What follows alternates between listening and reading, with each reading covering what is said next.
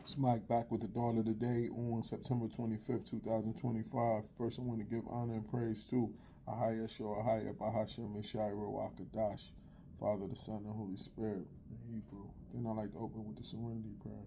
God, grant me the serenity to accept the things I cannot change, the courage to change the things I can, and the wisdom to know the difference. May your will, not mine, be done.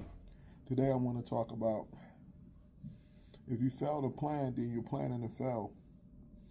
In recovery, if you fail to plan, then you're planning to fail.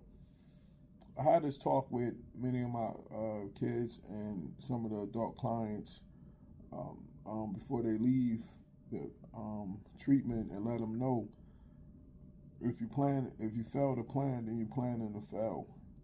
I always ask them, what's your plan? And then they tell me about what they're going to do, and I said, where's it written down at?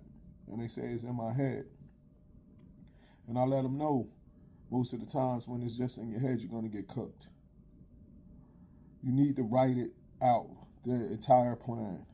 Meaning, a 7-day plan, each hour of the day, where you're going to be at and what you're going to be doing. It's very important to have this plan written out.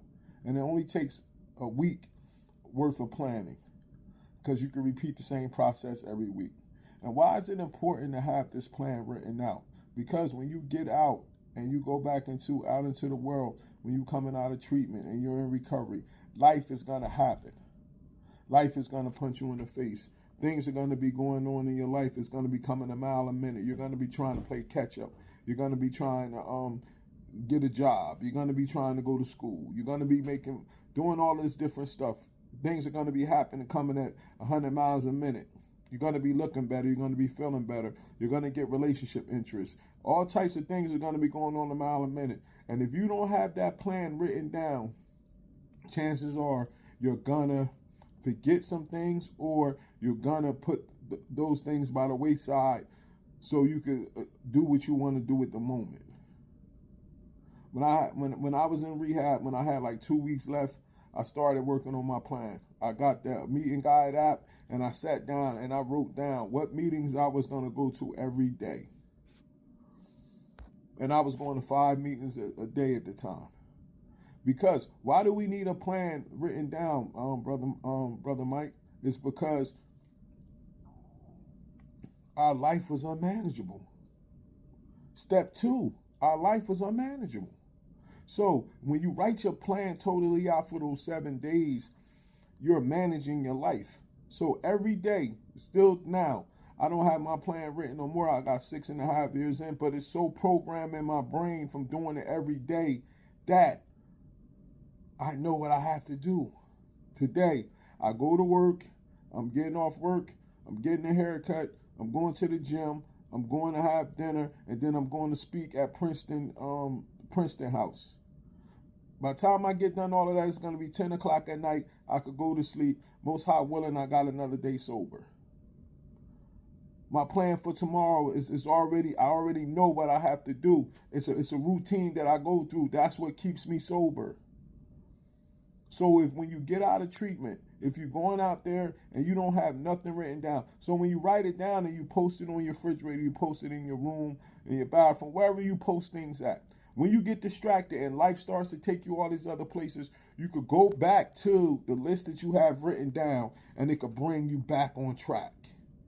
If you don't have that stuff written down, when life take you all of these other places, you might can't gather yourself, or you might forget, and you're going to get out of rhythm, and then you're going to be going back out there, getting tossed to and fro, and next thing you know, you back picking up a drink, or you back using, because you deviated away from the plan. Stuff is going to happen. Relationships is one of the biggest things. You get in a relationship, things start going up and down because of your pause. That's why they say don't get in a relationship till after a year. Things start going up and down because of your pause. Now you're not sticking to the plan that you had in your head, because this relationship has filled your head up.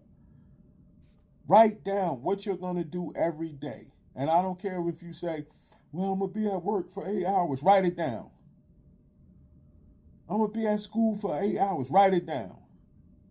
Because it's important.